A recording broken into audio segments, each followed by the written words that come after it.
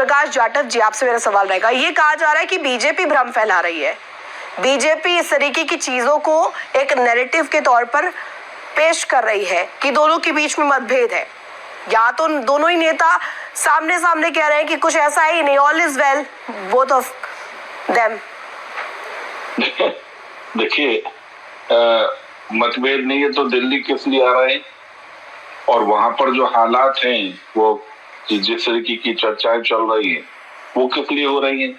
आप पिछले तमाम, जब से आपकी सरकार बनी है, एक दूसरे की सरकार को, एक मतलब अपनी सरकार को ही ये कमजोर करने में लगे हुए। इनको जनता के काम से कोई मतलब नहीं है, जनता के बीच में क्या काम करना उसे कोई मतलब नहीं है।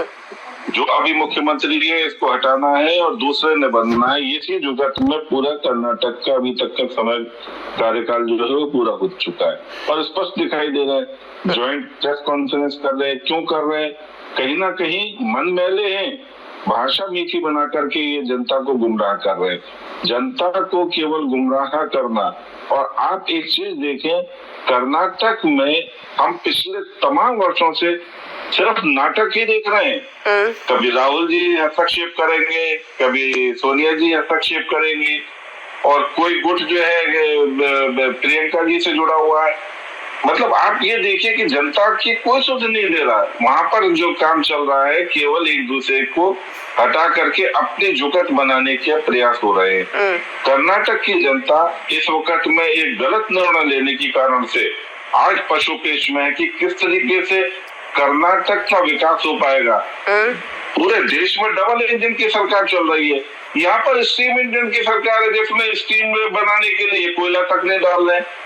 इंजन पूरी तरीके से फेल हो चुका है कांग्रेस का।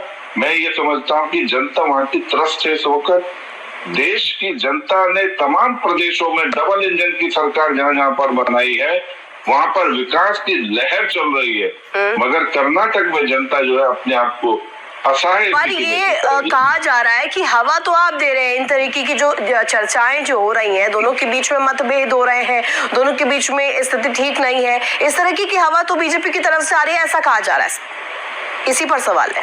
ये आरोप तो आप कुछ भी लगाएं, हाँ। आपने पूर्ण बहुमत दिया हुआ है, आपके दोनों नेता आपस में उलझ रहे हैं, एक दूसरे को छोटा करने की प्रयास कर रहे हैं। भाजपा का इसमें क्या लेना देना?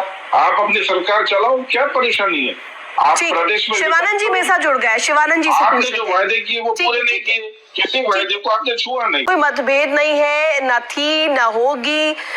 शांत प्रकाश जी ये तो कह रहे हैं कि हमारे बीच में कोई परेशानी नहीं है, हमारे बीच में कोई मतभेद ही नहीं है, हम तो आला कमान के साथ चल रहे हैं। आला कमान कहेंगे मुख्यमंत्री बनाए तो मुख्यमंत्री बनेंगे, डेप्टी बनाए तो डेप्टी बनेंगे, और अगर दिल्ली बुलाएंगे तो दिल्ली भी जाएंगे। देखिए, जिस तरीके से आज वो बयान दे रहे हैं, ये बयान देने की आज आवश्यकता क्यों पड़ी? बयान देने की आवश्यकता पड़ने के पीछे कारण यही है कि कुछ गड़बड़ है। आप अपनी सरकार चलाओ ना, जनता ने जिस काम के लिए आपको चुना वो करो, मगर आप तो यहाँ पर एक दूसरे के साथ में रस्सेबाजी कर रहे हैं, और रस्सेबाजी करने के बाद में कहीं कुछ सेटलमेंट होता है तो कहते नहीं हमारे बीच में कुछ मतभेद नहीं है।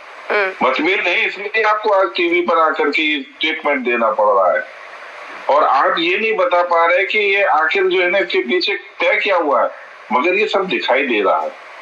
आप जनता के बीच में काम ना करके आपस में एक दूसरे की जो है ना टांग खींचने में लगे हुए, इसलिए आप स्टेटमेंट दे रहे हैं। आप जो बयान दे रहे हैं कि कुछ नहीं है, कुछ है, इसलिए राइट। और यही वजह है ना शांत प्रकाश जी, जो आप सवाल खड़े भी कर रहे हैं। शिवानंद जी अभी आप एक्शन कर रहे थे कि माचिस की तीली लगाई जा रही है, आग लगाया जा रहा है ना, तो ये एक्शन आपने जो किया, लेकिन ये आग तो मुझे ऐसा लगता है कि शुरुआत तो इस आग की आप लोगों ने ही की है, आप ही लोग लेकर आए थे ना सर फॉर्मूला, तो सवाल तो पलट कर पूछेगी ना बीजेपी। नहीं, और ये एक मिनट कंप्लीट करने दीजिएगा जरा।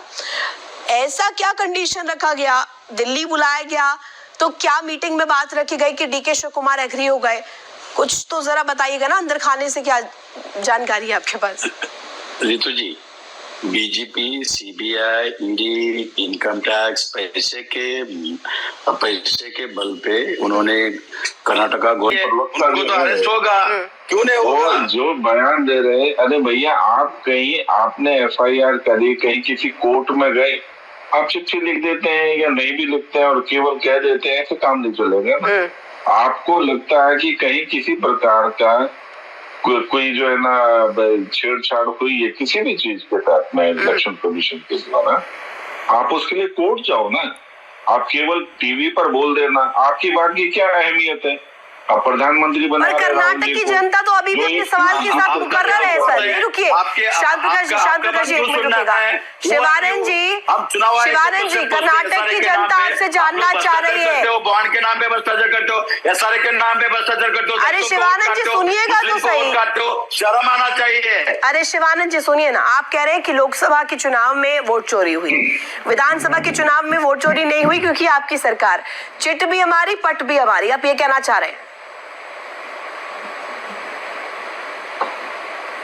मैं कभी भी ऐसा नहीं बोला है। मैं क्या बोल रहा हूँ, तो आप फिर मानिए कि आपकी भी वोट चोरी से सरकार बनी है ना।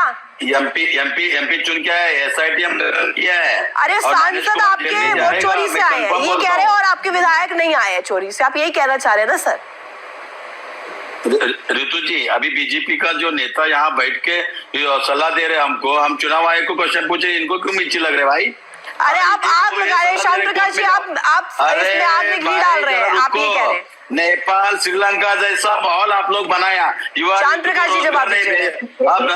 नेपाल शिमला जैसा हाल तो मैं बताऊं, नेपाल शिमला जैसा हाल तो देश की जनता ने हमसे 2014 में बना दिया था। क्या दिया? अग्नि योजना ने क्या? सरकार में कोई जवाब नहीं दे रहे। आपका नेपाल और श्रीलंका जैसा हाल तो देश की जनता ने 2014 में बना दिया था। उसके बाद में हमारे पास में सत्ता आई है। आपका टुकड़ा आपको कहीं मौका नहीं मिल रहा। आप बेशक से कुछ बोलते रहे, देश की युवा जनता ने आपको उखाड़ करके 2014 में फेंक दिया। उसके बाद देश प्रगति कर रहा है।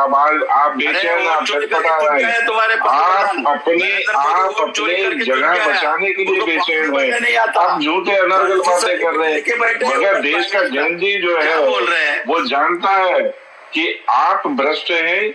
आप जो देश को बांटने की राजनीति करते हैं, और इसी कारण से आपको देश के युवा ने 2014 में उखाड़ करके फेंक दिया। अब आप बेशक से कितने बेचैन रहे, चाहे कितने परेशान रहे, आपको मौका नहीं मिलने वाला है। संदीप मिश्रा जी, आपसे मैं अब एक जवाब चाहूंगी। यहाँ पे ये कह रहे हैं कि सीधे सीधे आला कमान का फैसला, आला कमान जो डिसाइड करेगा वो होगा, मतभेद था नहीं, है नहीं, होगा नहीं।